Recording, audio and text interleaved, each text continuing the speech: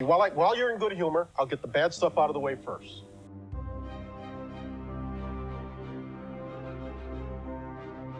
The Hollywood rumor mill is out there churning it out. They're saying it'll open big, fall flat, fast.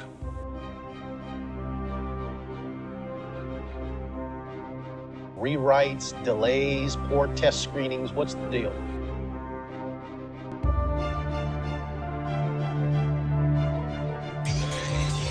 Last Action Hero animated action cover. MTV and Columbia Pictures want...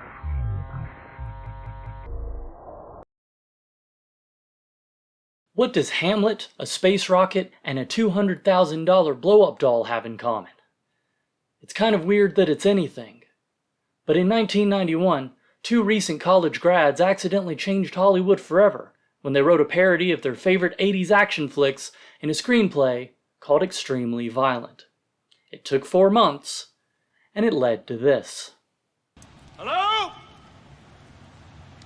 I've just shot somebody. I did it on purpose. Hello, I'm Hawkwood, and the only thing weirder than this fucking movie is the story about how it happened. Let's talk about Last Action Hero. Jack. Last Action Hero is a meta, violent, kid-friendly spoof of action movies action movie. You might remember it as that one film you haven't thought about in 25 years, or that movie you're about to be pissed no one ever told you about. It follows the story of Danny Madigan, a good kid in a bad world who blah blah magic ticket blah blah in the movie now. It's like an action movie isekai, except no one had to die yet. He spends the rest of the movie trying to convince his hero Jack Slater that the movie within a movie world isn't the real movie world, and using his knowledge of genre conventions helps defeat the bad guy played by Daddy Game of Thrones. It was a super fun premise that had a super not fun reaction. The audience didn't know what it was, the critics didn't know why it was, and the people who made it kept avoiding eye contact and changing the subject. Arnold Schwarzenegger's career never recovered, and the director quit Hollywood for almost 2 years. It's only ever mentioned now in hushed tones as a warning against doing anything original or taking any risks. So, thanks for that. But how terrible is it? Is it as bad as The Room? They betrayed me, they didn't keep their promise, they tricked me and I don't care anymore. Is it as bad as The Last Airbender? Bring me all your elderly! Actually, it's not bad at all. It's fucking amazing.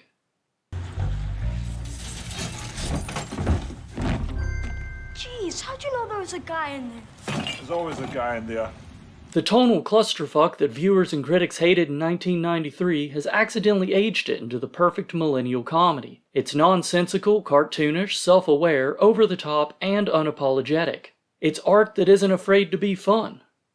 And it has Danny DeVito in it, as a cartoon cat. It's like this movie was made to be watched today, so I wanted to do a super quick and easy video on how I liked it. And then I started doing research, which was a mistake. I'm about to spoil this movie, the script it started as, and a little bit about Hollywood itself, so I won't feel bad if you want to pause the video for about 2.5 hours and go watch it. I'll wait.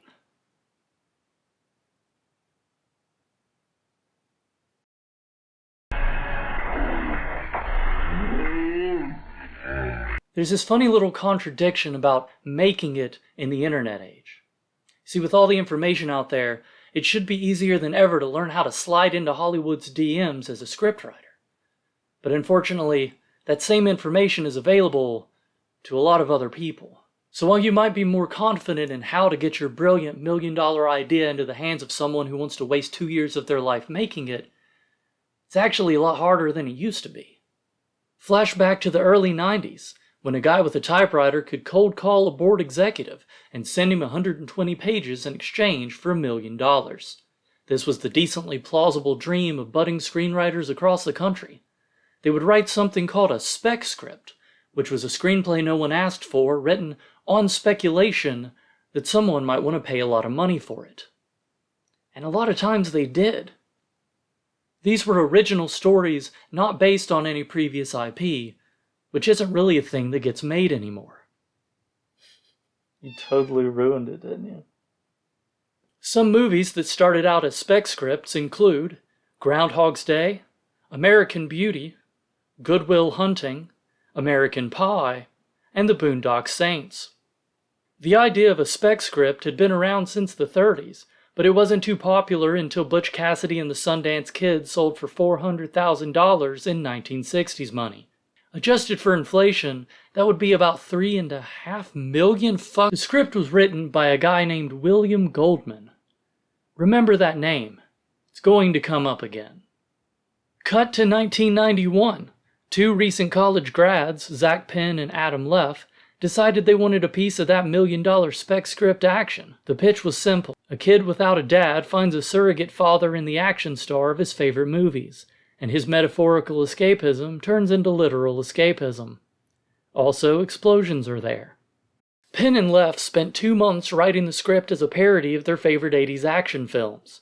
They rented every movie they could find, binged them, and took notes of all the details that kept cropping up, like how the hero always gets betrayed by his partner, and how the main villain dies before his top henchman. Some big inspirations include Lethal Weapon, written by Shane Black, and Die Hard, directed by John McTiernan. Go ahead and remember those names too, no reason. The spec script was wacky and absurd and violent AF, so they called it extremely violent.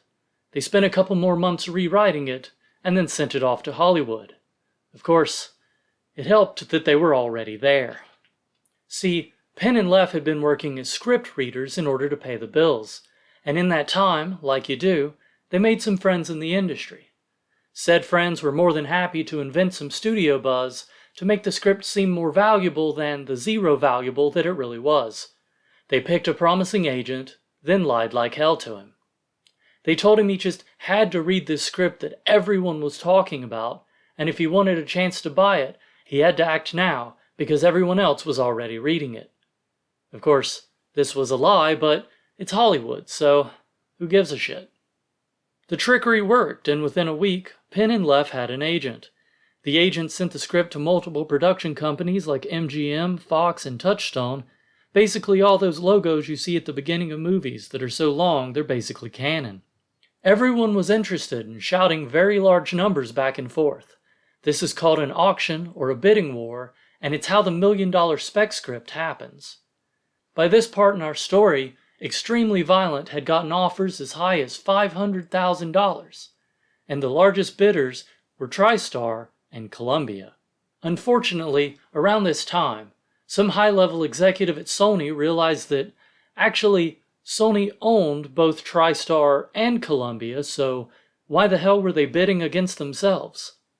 TriStar dropped out, and Columbia reneged their offer, taking that $500,000 down by a fifth, and offering to buy the script for $100,000. That breach of trust was an S-tier dick move, and was a dark omen of the backroom bullshittery that was yet to come.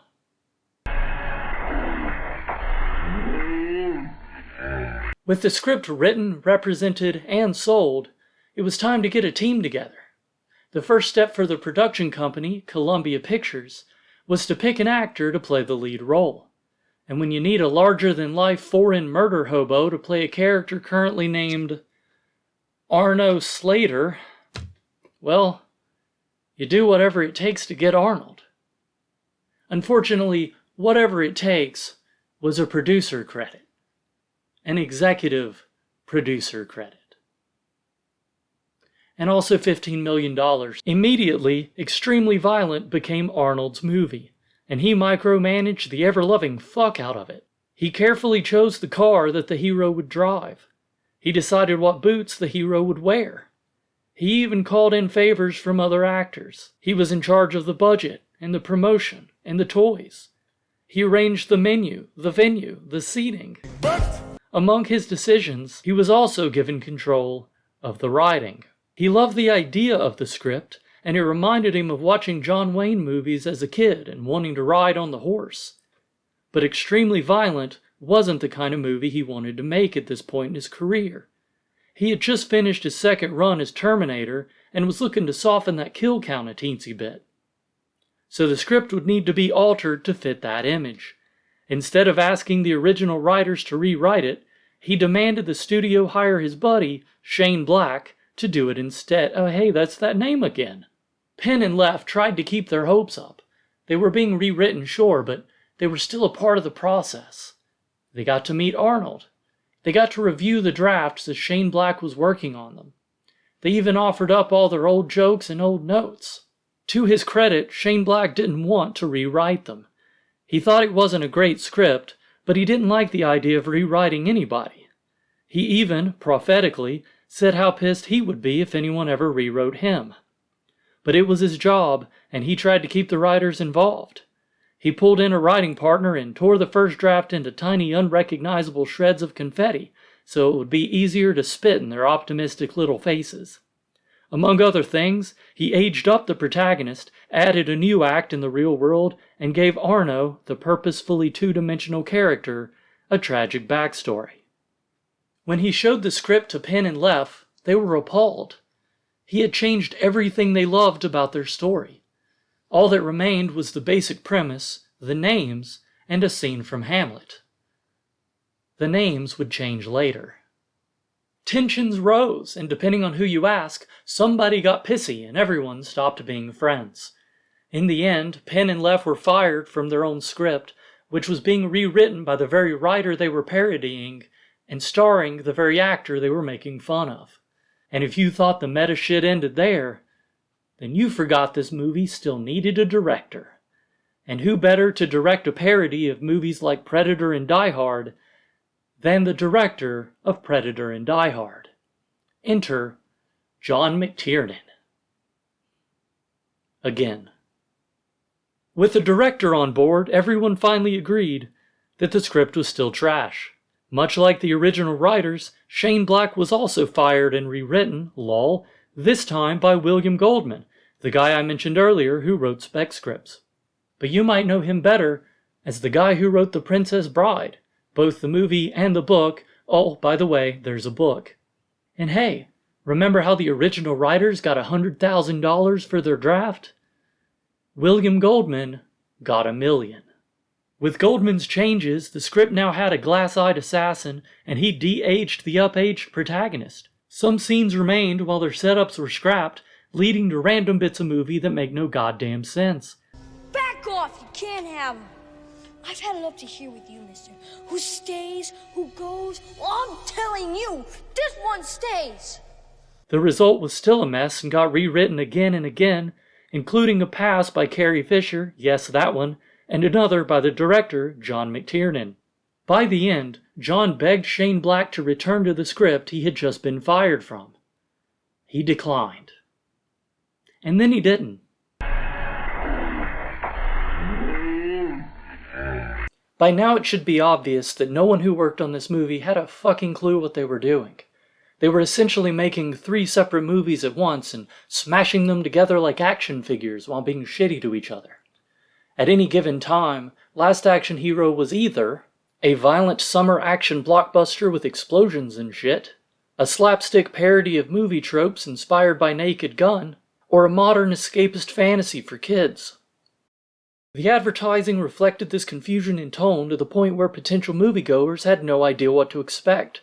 To combat this, Columbia kept shoving money into their ears until they couldn't hear the bad press. The movie trailer cost $750,000. Another $200,000 was spent on a 75-foot balloon of Arnold holding a stick of dynamite, which they probably shouldn't have flown through New York right after a truck bombing. They spent another $500,000 advertising the movie on the side of a literal rocket, which failed to take off. On May Day, Sony held the now infamous public screening of the quote-unquote finished film. According to Columbia, the public reaction was absolutely sensational. In reality, the response was so terrible that Sony destroyed the comment cards. McBain, I'm a big fan, but your last movie really sucked. I know. There were script problems from day one. Meanwhile, director John McTiernan was nearly killing himself in the editing room. They had less than 3 weeks to do all of the post-production, including all of the editing and nearly 100 special effects. The crew worked 18-hour days, 6 days a week. According to the director, there are huge shots in the movie that aren't edited at all. They're shown exactly as they were filmed because there wasn't time to do anything with them. In the end, the entire movie took 9.5 months to make. It couldn't be delayed because studio executives are tenacious in their idiocy, and as a parting gift, like a final dumbass nail in this nightmare coffin, they insisted on releasing the film 1 week after the release of Jurassic Park. According to writer Zach Penn, I wanted to see Jurassic Park more than Last Action Hero, and Last Action Hero was my idea. We have Last Action Hero and Jurassic Park all in one picture, and this is why this is going to be the big... As of this video, Last Action Hero has a Rotten Tomatoes score of 40%, with an audience score of 47. I can certainly understand why someone would hate this movie if they went into it expecting anything, really. This is a film that should only ever be seen by accident, when your tastes and expectations can get caught off guard. You have to watch the movie on its own terms, because there's really nothing else to compare it to. It's a fucking masterpiece. It just doesn't mean to be. But one of its greatest legacies is that you can actually read that original script written by Zach Penn and Adam Leff, and then compare it to the one written by Shane Black that was rewritten by William Goldman. They're both available online for free. I'll link them in the description below. For the end of this video, I'd like to quote a few of my favorite scenes from that original script, so we can all bask in how all of this started. Thanks for watching, and thank you for all the comments. You're an actor, and some schlemiel in Hollywood is writing your stuff.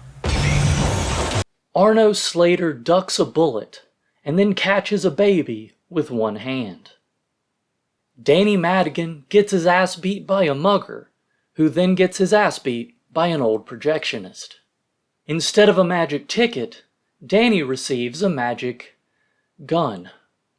The greatest action line of all time is, "See you in hell, helicopter," followed by Arno Slater javelin throwing a rocket at it with his bare hands. Arno and Danny spend the afternoon at a carnival. It's the first time that Arno Slater has ever had ice cream.